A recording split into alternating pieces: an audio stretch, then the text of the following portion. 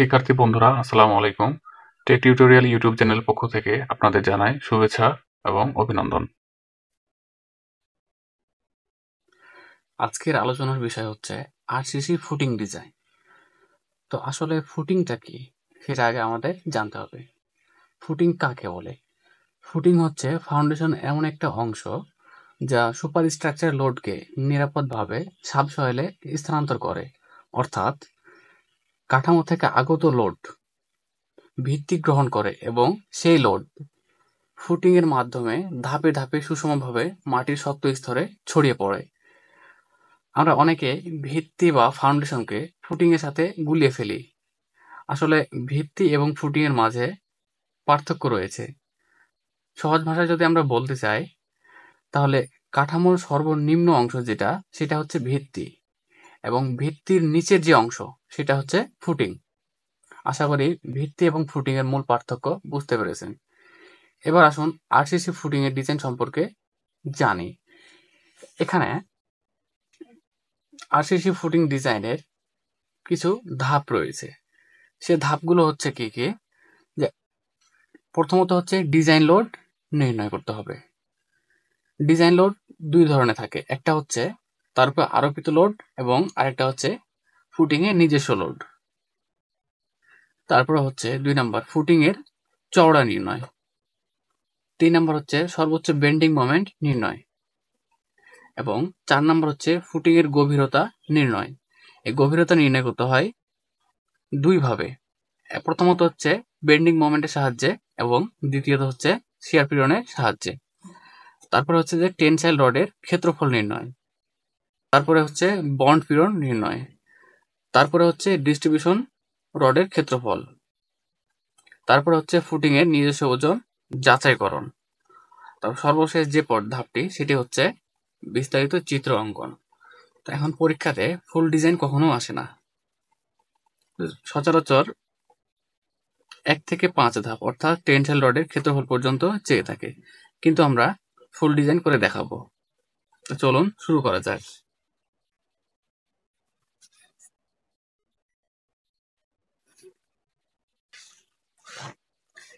এখানে বইয়ে কি বলছে, উদাহরণ 6.1, উদাহরণ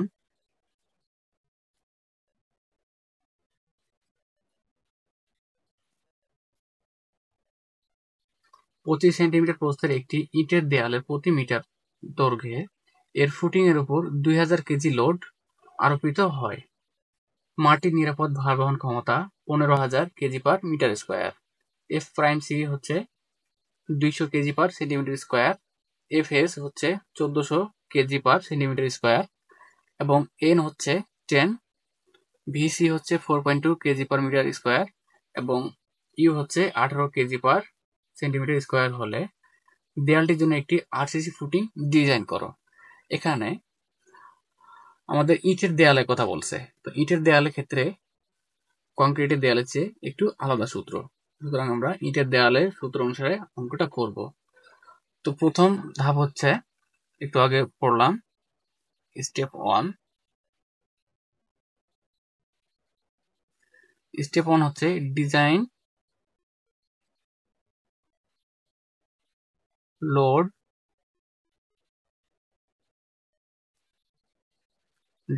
নির্ণয়। ফুটিং এর প্রথম ধাপটি হচ্ছে ডিজাইন লোড নির্ণয়। তো প্রথমে আমাদের দেখতে এখানে দেওয়া আছে কি, যে 2000 কেজি আরোপিত লোড। এখানে ফুটিং এর নিজস্ব ওজন দেওয়া নাই, অর্থাৎ ফুটিং এর নিজস্ব ওজন বাদ দিয়ে যে লোড যেটা দেওয়া আছে সেটা হচ্ছে 20,000 কেজি। তাহলে 1 নাম্বার হচ্ছে আরোপিত লোড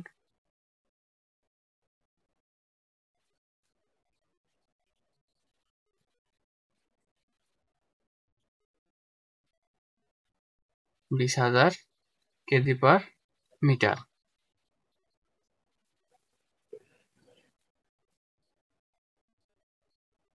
এবং নিজস্ব ওজন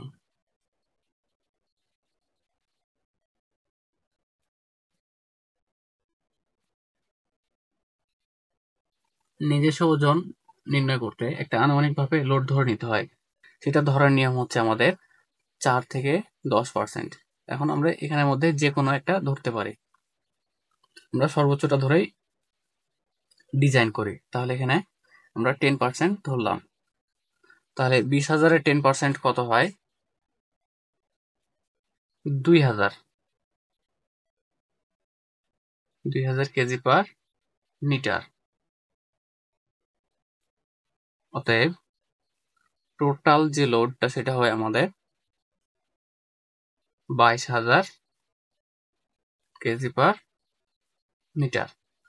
তাহলে 1 নাম্বার স্টেপ আমাদের শেষ। এখন 2 নাম্বার স্টেপ। স্টেপ 2। স্টেপ 2 কি চাইছে? ফুটিং এর চওড়া নির্ণয়। ফুটিং এর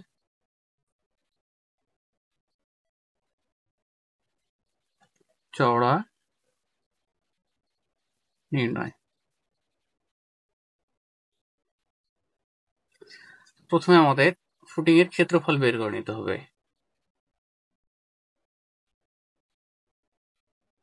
ফুটিং এর ক্ষেত্রফল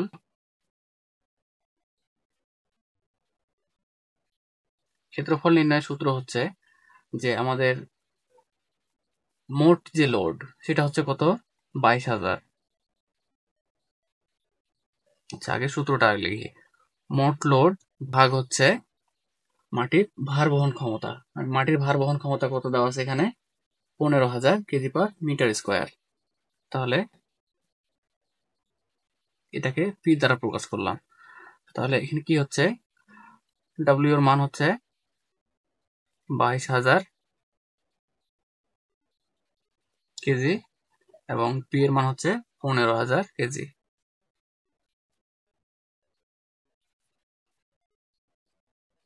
তাহলে এটা ভাগ করলে কত হয়?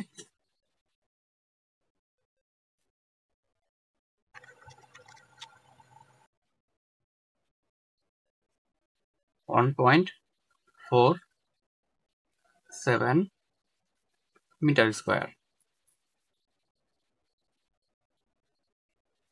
অতএব ফুটিং এর দৈর্ঘ্য এল সমান হবে 1.47। এখন এই ক্ষেত্রফল থেকে যদি আমরা একটা ফ্যাক্টর অর্থাৎ ক্ষেত্রফল থেকে যদি আমরা প্রস্থটা বাদ দিয়ে দিই তাহলে আমরা দৈর্ঘ্যের মান পেয়ে যাব। এক্ষেত্রে আমাদের প্রস্থের মান 1 ধরে ডিজাইন করতে হবে। তাহলে প্রস্থের মান যদি 1 হয় তাহলে 1 এর সাথে এটা ভাগ করলে আমাদের যে মানটা পাবো সেটা হচ্ছে আমাদের দৈর্ঘ্যের মান। তাহলে এখানে প্রস্থের মান যদি 1 হয় তাহলে দৈর্ঘ্য কত হবে? ওইটাই 1.47 মিটার। এখন প্রতি মিটার দৈর্ঘ্যে একটা ঊর্ধ্বমুখী যে চাপ কাজ করে, প্রতি মিটার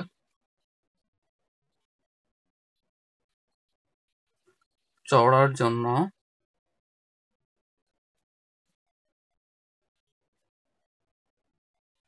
ঊর্ধ্বমুখী চাপ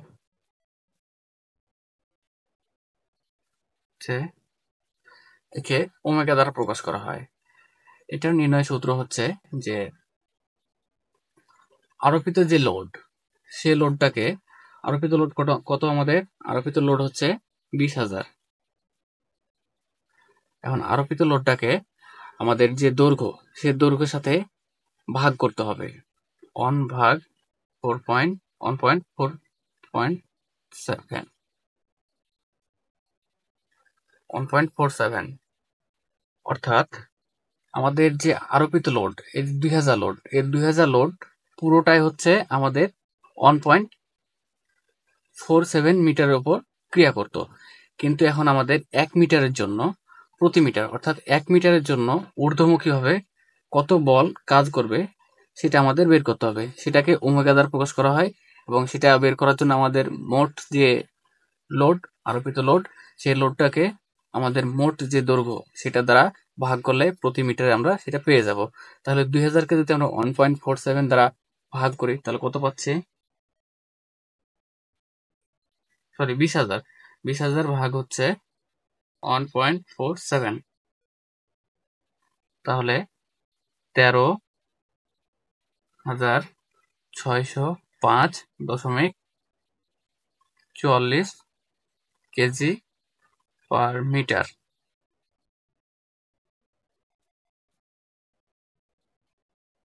স্টেপ 2 শেষ এবং আমাদের স্টেপ 3।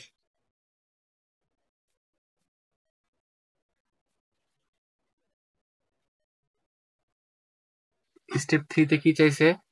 স্টেপ 3 হচ্ছে সর্বোচ্চ bending moment.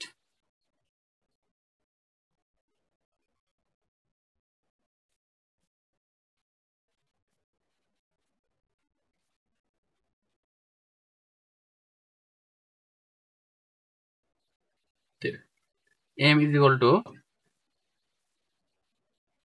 L minus A by 2 plus A by 4 whole square into omega by 2। এটা হচ্ছে আমাদের সর্বোচ্চ যে বেন্ডিং মোমেন্ট সেটা নির্ণয়ের সূত্র।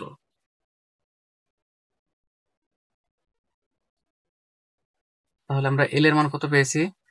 এল এর মান পূর্বে পাইলাম হচ্ছে 1.47, 1.47 মাইনাস এ হচ্ছে ইটের দেওয়ালের প্রস্থ।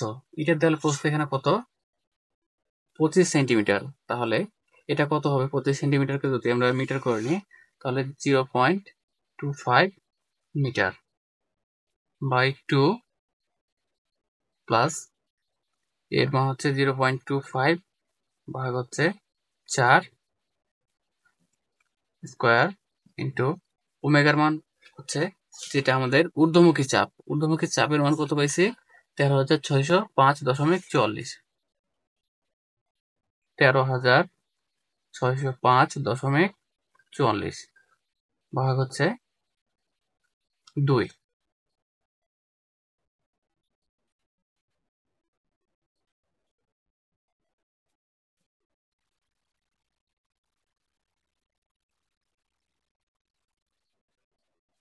এটা হচ্ছে 3,076.57। এটা আসছে আমাদের কেজি মিটারে। এটাকে আমাদের কেজি সেন্টিমিটার করে নিতে হলে 100 দ্বারা গুণ করতে হবে। তাহলে গুণন 100, তাহলে কত হয়?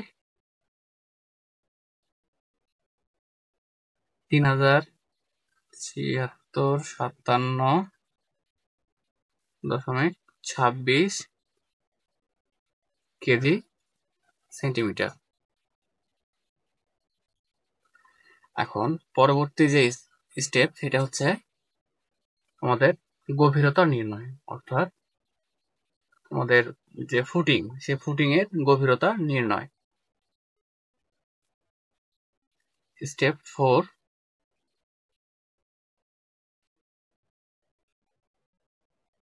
গভীরতা নির্ণয়।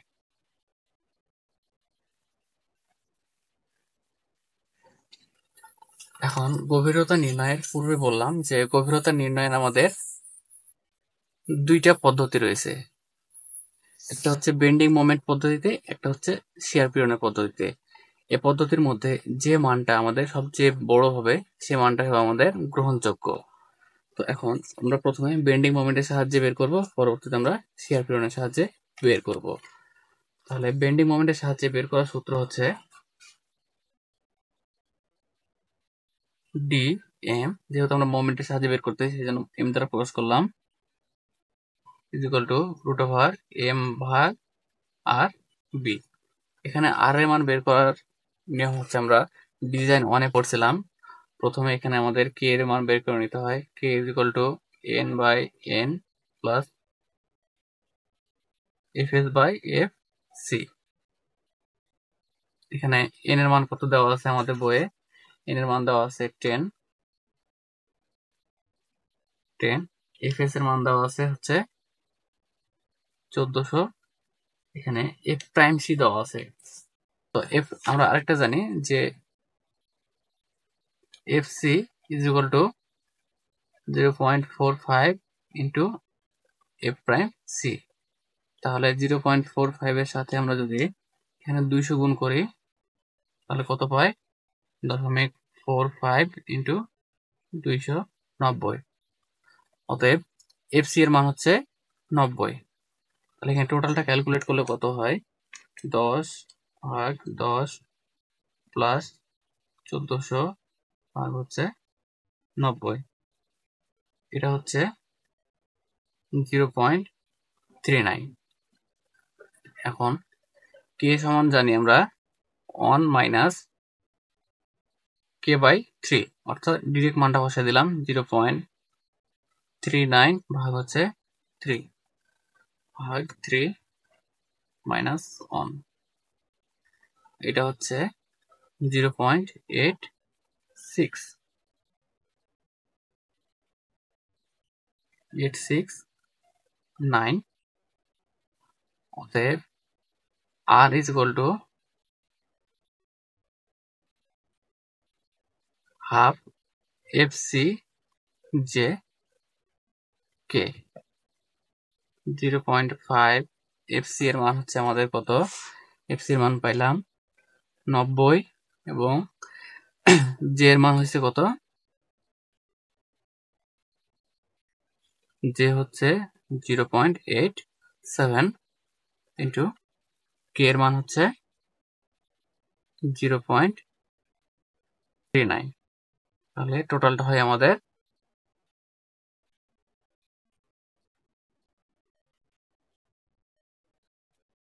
15.27।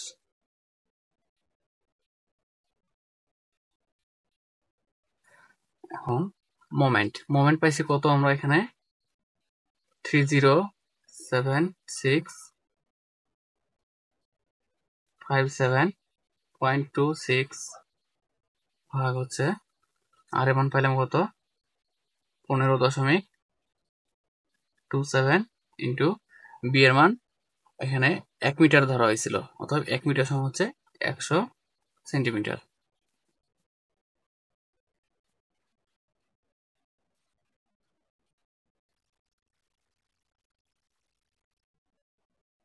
এটা হচ্ছে আমাদের 14.19। এটাকে আমরা একটা মোটামুটি পূর্ণ সংখ্যা ধরার চেষ্টা করব। এখন যদি আমরা 14কে 15 ধরতে যাই তাহলে একটু বেশি হয়ে যায়, সুতরাং আমরা 14.5 ধরি। 14.5 সেন্টিমিটার। এটা গেল আমাদের প্রথম 1 নম্বর পদ্ধতি। এবং আরেকটা পদ্ধতি হচ্ছে আমাদের কি? শিয়ার পীড়নের মাধ্যমে নির্ণয়। তাহলে 2 নম্বর পদ্ধতি হচ্ছে আমাদের শিয়ার পীড়নের সাহায্যে গভীরতা নির্ণয়।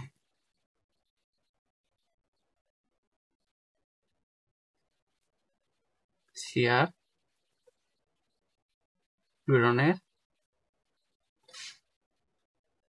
মাধ্যমে। শিয়ার পীড়নের মাধ্যমে আমরা জানি গভীরতা D is equal to VV ভাগ হচ্ছে ভিসি বি। এখানে ভিভি হচ্ছে শিয়ার ফোর্স এবং এটা লেখা যায় L minus A by 2 minus D V into omega. এখন আমরা ডিভি এখানে সরাসরি মানটা বসাই দেব। এল এর মান কত পাইছিলাম আমরা? এখানে এল এর মান 1.47।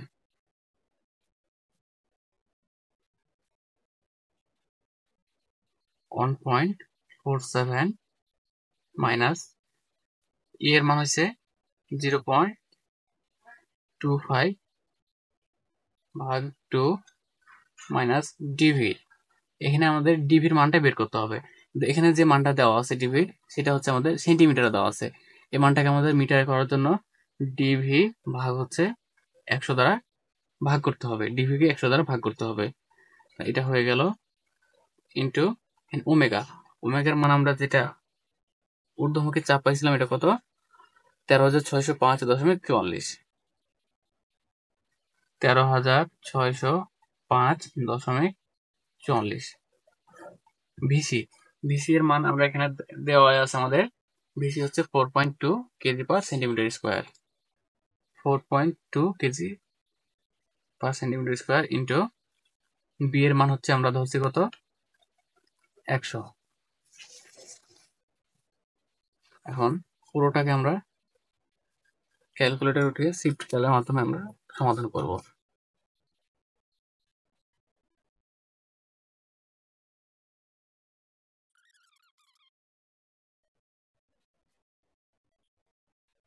তাহলে এখানে আমাদের ডিভি ইজ ইকুয়াল টু আছে 14.92। এটাকে মোটামুটি 15 ধরা যায়, তাহলে 15 সেন্টিমিটার। এখন আমাদের দেখতে হবে কোন মানটা বেশি বড়। যে মানটা বড় সে মানটা আমাদের কি হবে, এখানে গ্রহণযোগ্য হবে।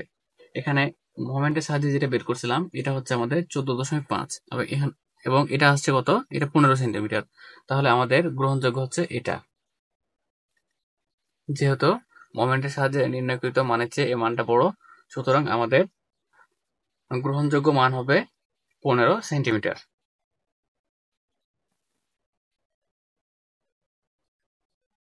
অতএব লিখব, অতএব গভীরতা ডি সমান হচ্ছে 15 সেন্টিমিটার। এই মানটা আমাদের গ্রহণযোগ্য। এখন আমাদের টোটাল যে থিকনেস, অর্থাৎ টোটাল যে পুরুত্ব, সে পুরুত্বটা আমাদের বের করতে হবে। অর্থাৎ যদি আমরা এটাকে একটা ফুটিং হিসাবে কল্পনা করে, এই ফুটিং এর আমাদের টোটাল যে পুরুত্ব, অর্থাৎ এখান থেকে এখান পর্যন্ত যে পুরুত্ব আমাদের সেটা বের করতে হবে। এটা বের করার জন্য আমাদের কি করতে হবে, প্রথমে যে যে রডের, যেখানে রড থাকে এখান পর্যন্ত মনে করেন যে রড থাকে, এর নিচে আরো আমাদের কি আছে, কভারিং আছে। এই কভারিংটা যোগ করতে হবে, প্লাস হচ্ছে এ অর্ধেক পরিমাণ। এটা হচ্ছে আমাদের কার্যকরী গভীরতা। কার্যকরী গভীরতা হচ্ছে এর উপর পৃষ্ঠ থেকে রডের কেন্দ্র পর্যন্ত যে দূরত্ব, সেটা হচ্ছে আমাদের কার্যকরী গভীরতা। এই কার্যকরী গভীরতা থেকে আমাদের টোটাল থিকনেস যেটা, এটা বের করতে হলে এই রডের ডায়ার অর্ধেক প্লাস হচ্ছে আমাদের পুরুত্বটা, সরি কভারিংটা যোগ করতে হবে, তবে আমরা টোটাল থিকনেসটা পেয়ে যাব। তাহলে আমাদের পুরুত্ব যদি টি হয়, অর্থাৎ 16 মিলিমিটার বার যদি ব্যবহার করে, বার ব্যবহার করলে মোট গভীরতা বা থিকনেস পাওয়া যাবে, গভীরতা পাওয়া যাবে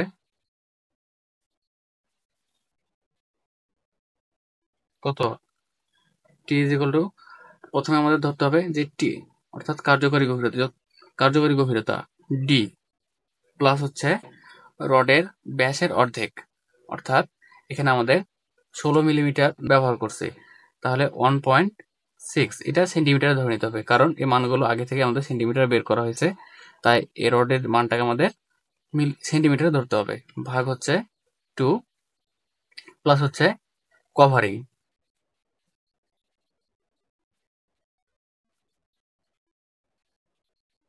তাহলে ডি এর মান কত, ডি এর মান হচ্ছে 15 প্লাস 1.6 ভাগ 2 প্লাস কভারিং হচ্ছে 7.5 সেন্টিমিটার।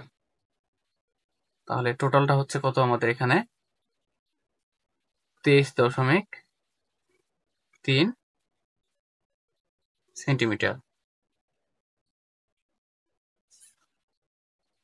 এই হচ্ছে আমাদের টোটাল থিকনেস।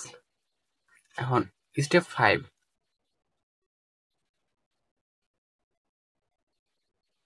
স্টেপ 5 হচ্ছে কি, টার্ন রডের ক্ষেত্রফল নির্ণয়। টার্ন রডের ক্ষেত্রফল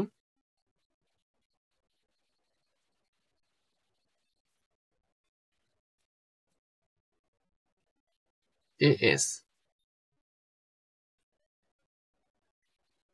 এরিয়া অফ স্টিল। এস মানে হচ্ছে এরিয়া অফ স্টিল, অর্থাৎ টান রডের ক্ষেত্রফল। এর সূত্র হচ্ছে M ভাগ FS জেডি।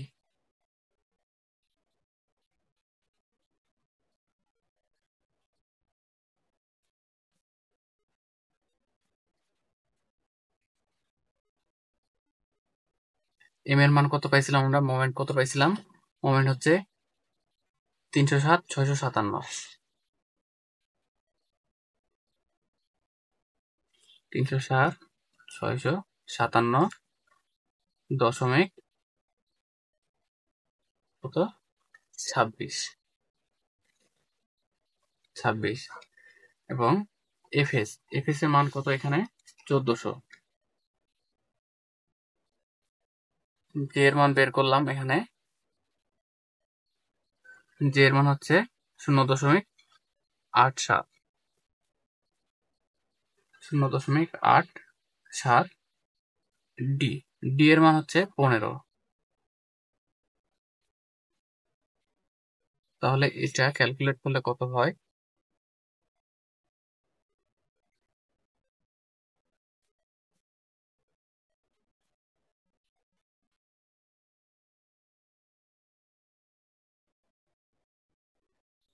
এটা হয় 16.83 সেন্টিমিটার স্কোয়ার। অর্থাৎ ফুটিং এর যে পরিমাণ আমাদের লোহা ব্যবহার হবে মেন বার হিসেবে, সেগুলোর টোটাল আমাদের ক্ষেত্রফলটা হচ্ছে, সব মিলায়ে ক্ষেত্রফলটা হচ্ছে 16.83 সেন্টিমিটার স্কোয়ার। এখন কথা হচ্ছে যে আমরা কত দূর পর পর রড ইউজ করব, মানে একটা রড থেকে আরেকটা রডের আমাদের স্পেসিংটা কত হবে সেটা জানা উচিত বা সেটা জানা জরুরি। তাহলে এই স্পেসিং বের করার একটা সূত্র আছে। এখন পূর্বে আমরা কত মিলিমিটার রড ব্যবহার করছি? পূর্বে হচ্ছে 16 মিলিমিটার রড ব্যবহার করছি। তাহলে এখানেও 16 মিলিমিটার রড ব্যবহার করে যে রডের ব্যবধান, অতএব রডের ব্যবধান S, S is equal two হচ্ছে 100 গুণন স্মল এস ভাগ এএস। এটা হচ্ছে একটা বারের ক্ষেত্রফল, মানে একটা স্টিল বারের ক্ষেত্রফল। এটা হচ্ছে পাই ডি স্কোয়ার ভাগ 4, pi pi by D into dia হচ্ছে কত? যেহেতু আমরা 16 মিলিমিটার বার ব্যবহার করছিলাম, তাহলে 1.6 স্কোয়ার। এটা কত হচ্ছে? এটা হচ্ছে 2.01 সেন্টিমিটার স্কোয়ার। তাহলে 100 গুণন 2.01 ভাগ টোটাল যে আমাদের এরিয়া পাইছি এটা হচ্ছে কত? 16.83, 16.83।